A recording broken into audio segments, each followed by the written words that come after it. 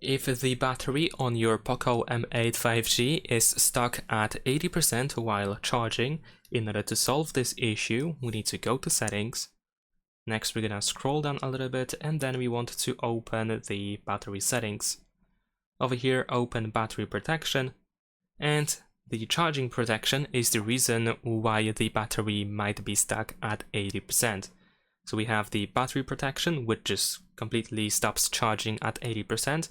And there is also the smart charging option, which allows the phone to learn how and when you charge your phone and when you stop charging. So sometimes the battery can be restricted to 80% until the phone learns how you charge your phone. So if you want to completely fix this issue, you can just switch to charge fully.